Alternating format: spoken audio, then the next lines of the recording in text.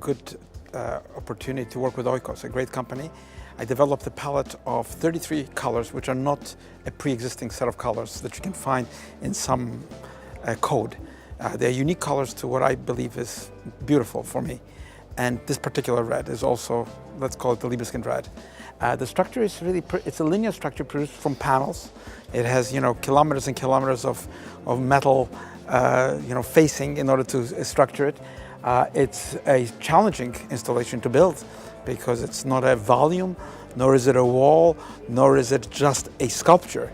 It falls somewhere in between all those things and creates its own spatial sense of the labyrinth of the mind, of the movement of freedom, of a certain sense of liberty in constructing an architecture. And it is based actually on a drawing of mine, very precise drawing, which I made many, many years ago, which refers to the future in terms of musical proportions and what I call the chamber works inside of a chamber such as this one of Filarete. With this work, what I want to communicate is that architecture is a civic art.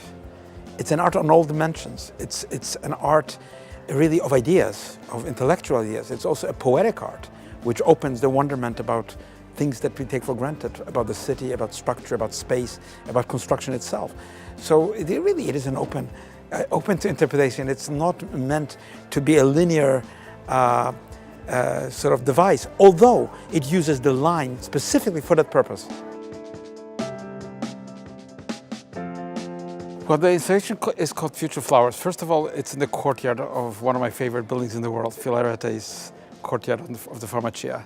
Second of all, it deals with the idea of geometry, just like in the Renaissance, just like in the history of architecture. It's about proportions, drawing, and structure. And then, of course, it also deals with the magic of color. And those concepts together really constitute a new way of balancing nature and construction and architecture. So culture and nature are balanced here through color, through form, through structure, and through a kind of poetic idea of wonderment about the future of the city, future of nature. Well, I think temporal architecture may be even more important than architecture that stands there for hundreds of years. There is a beauty to the intersection between a space and a time and a moment that is there forever, but it doesn't just stay there after that moment. It is something fresh, something open to the public, something which is not just a passing phenomena, but phenomena of memory. So I'm really a great fan of temporary installations. I mean, we know in the Renaissance, Leonardo da Vinci or Inigo Jones later on, or great architects involved themselves in performative architecture that in an open society can communicate an event, a celebration, a sense of togetherness.